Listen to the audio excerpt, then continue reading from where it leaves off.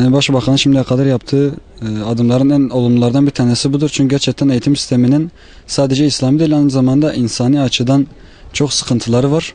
Yani bu adım bunu bir şekilde biraz izole edecektir.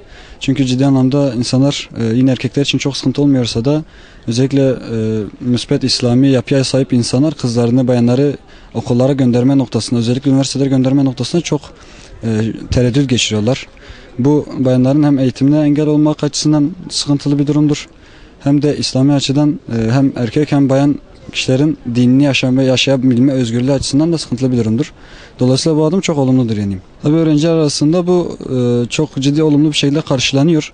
Yani biz ilahiyat fakültesinde olmamızdan dolayı bu normal gözükebilir, ancak onun dışında da yani gerçekten böyle çok belki yoldan çıkmış diye tabir edebileceğimiz art niyetli öğrencilerin dışındakiler çok müsbet bakıyorlar. Çünkü herkesin bacısı var, annesi var.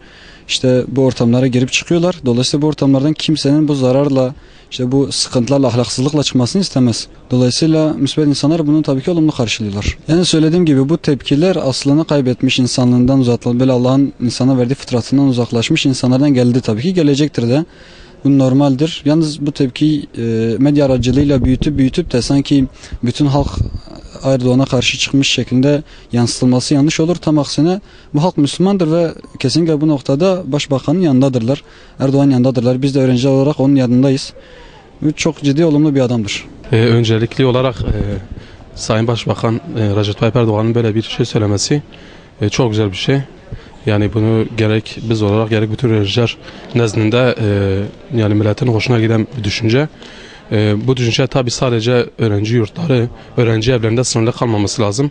Bunun aynı şekilde eğitim kurumlarında da gerçekleşmesini istiyoruz. Tabi yurtların özellikle olmasının sebebi çünkü öğrenciler buradan çıktıktan sonra yurda gidiyorlar. Ve sürekli bir sabaha kadar bir beraberlik olacak.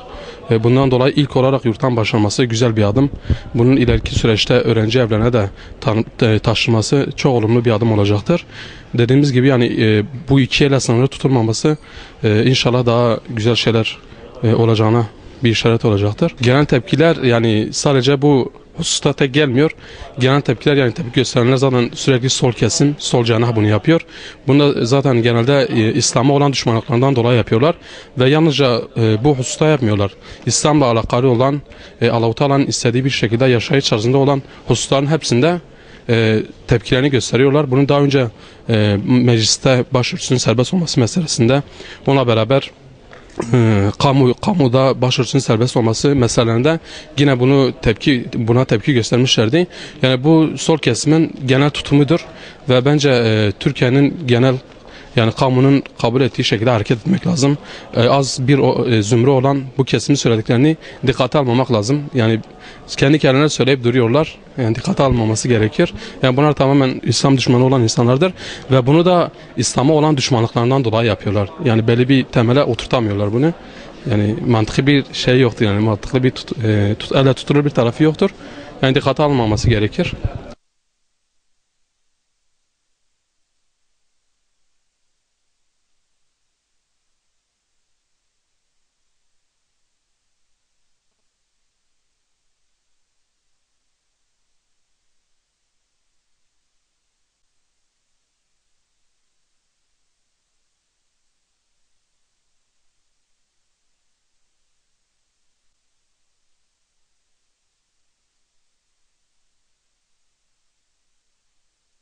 Tabii ki de Başbakan Recep Tayyip Erdoğan yaptığı adım olumlu bir adım. Bu adımları kız ve erkek ayrımını sadece yurtlarda değil de başta ilahiyat olmak üzere eğitim alanında da yapması daha olumlu bir adım olacaktır. Bir de Başbakanın bu adımın neden bu kadar geciktirdiğini de merak ediyorum açıkçası. Ve böyle adımları İslam adına yapılan böyle hareketleri sadece seçim zamanı değil de seçime yakın zamanlarda değil de daha erken zamanlarda yapması daha iyi olacaktır. Sadece Başbakan değil diğer partilere de baktığımızda böyle halkın sevindiği yani onlar için yapılan adımları genelde seçime yakın zamanlarda yapıyorlar. Seçimleri bittikten sonra herkes yerine oturduktan sonra böyle adımlarda bulunuyor. Yani İslam adına sevindirici bir adım açıkçası. Daha önce hani ahlak açısından olsun kız ve erkeklerin bir arada olması büyük bir ahlaksızlaşma neden olurdu. Daha önce gördüğüm üniversitede, gezdiğim üniversitelerde de kız ve erkeklerin olduğu, aynı yerde olduğu üniversitelerde büyük bir alasılığın olduğunu görüyorduk. Fuhuşun, zinanın arttığı yerler, birçok yer gördük. Böyle olması tabii ki de çok sevindirici bir olay. Öğrenciler arasında tabii bundan hoşnutsuzluk duyan kesimler de var. Hoşnutsuz duyan kesimler, belli kesimler, İslam'a karşı olan kesimler tabii ki de bu konuda sürekli yine karşı olmaya devam edeceklerdir. Ama Başbakanın yani inşallah bu tutumu karşısında dik durur ve İslam adına daha da güzel şeyler yapar. Sadece Başbakan değil, halkın da buna destek vermesini umuyorum.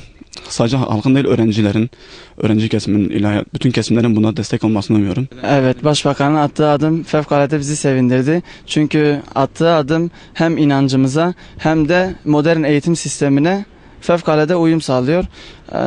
Aslında bizim ülkeye bakarsak 68 kuşağının karma eğitim sistemini bize dayatması, kadın ve erkeğin daha başarılı olacağı, özgürlüğün daha da artacağını savunmalarıdır.